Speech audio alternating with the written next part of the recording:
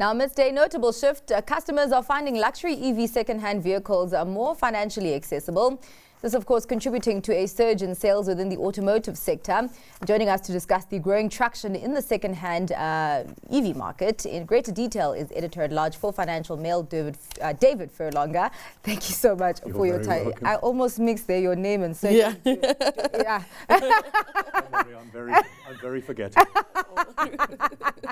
David, where are people getting these second-hand electric vehicles? Because I would imagine that there aren't a lot of new electric vehicles that are in circulation in South Africa. Well, if you look at the numbers, it's not quite as dramatic as it appears. I think they were talking about 132% increase.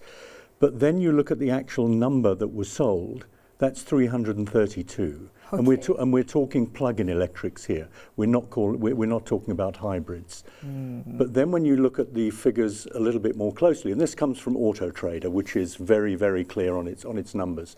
If you look at those numbers, nearly 2,700 were listed. So that's a small percentage of those that were listed. But then if you look at the prices, the average price of those that were sold on the used market was just under 1.2 million rand. So what we're seeing here is absolute clarity that the plug-in electric market is still at the very, very top end of the market, of the price range. If you look at the UK, 120,000 plug-in vehicles were sold on the used market last year. But that's because they have those vehicles across the price range, and it's very competitive. So as I say, here it reflects the fact that this is still a very high-end purchase. I must ask you then about the used vehicle EV market and what that means for the infrastructure. So when we don't have many units that have been sold, but I mean, do I sell my EV and the charging infrastructure? Depending on which brand you buy and what sort of vehicle you buy, most of those companies will supply you with the home charging kit. And if you're going to sell that vehicle, it's up to you whether you get rid of that, because with many of them you can use that same equipment for more than one brand. But obviously if you're going to be driving around the country, then you can use the charging equipment, the public charging equipment. But it's interesting, again, if you delve deeper into those numbers, never mind that they're at the high end, the average vehicle is 2 years old, and the average mileage or kilometerage, I don't know if we ever use that word, is less than 20,000 kilometers. So people aren't using them an enormous amount. Now, admittedly, a plug-in electric vehicle is designed for short, sharp distances between recharges. But 20,000 kilometers in 2 years to me looks like people are not using their vehicles as much as they might. Yeah, because I actually wanted to get to that question. Why are people selling them? Is it just not a sustainable thing? Why are they not using them? Well, I suppose if you can get back a lot of that initial price after a couple of years, it's a good thing to do. I think a lot of people bought because they saw it as an investment. And to a degree, it is an investment when you're at that top end of the market.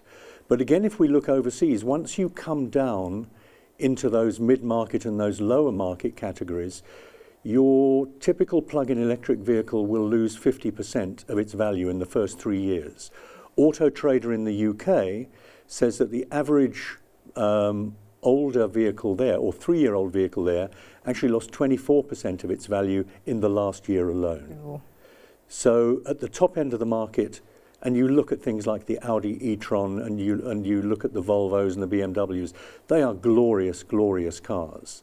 But it's when you get down to the more mundane that you see that value disappearing very quickly.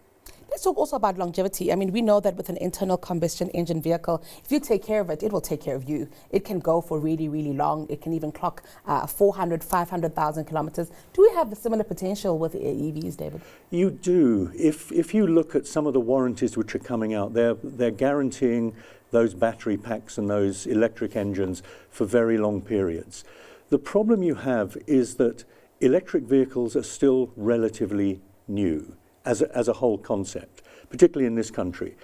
And so there isn't a long-term history of residual and resale values. So a lot of people are selling earlier while they've still got that value. What is an electric vehicle here going to be worth when it's 5 years old? We don't know. 10 years old? We don't know. I mean, my vehicle, which is not an electric vehicle, is 7 years old. My wife's car is 16 years old. We know what the resale value of those is. My wife's probably was worth a packet of cigarettes, but that's fine. But the point is, we know what they're going to be worth. Electric vehicles, we're still guessing. Interesting. So meaning that there could be market distortions, in the prices for a while.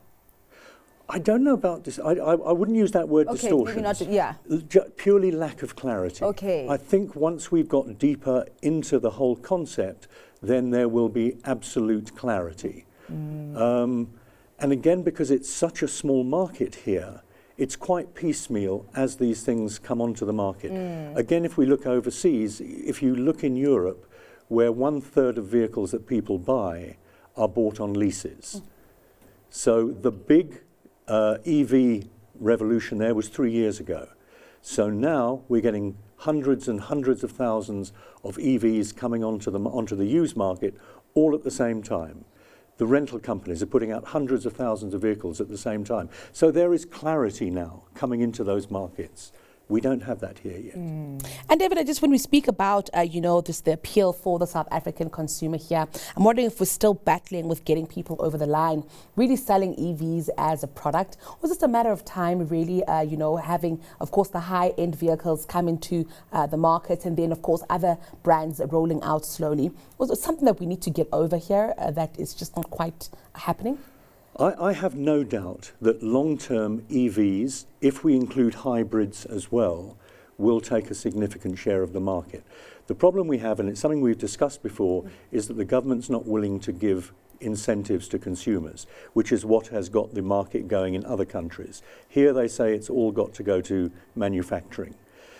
If we can find a way, if the manufacturers can find a way to bring down those prices, then people are willing. Just look at the Toyota, the Corolla Cross.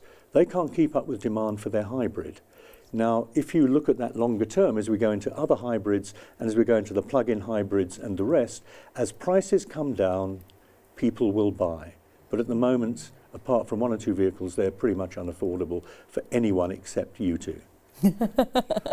David, you're about to turn me into a car enthusiast. I don't know if I like that or not, but thank you so much for another insightful conversation. That was Editor-at-Large for Financial Mail, David Furlonger.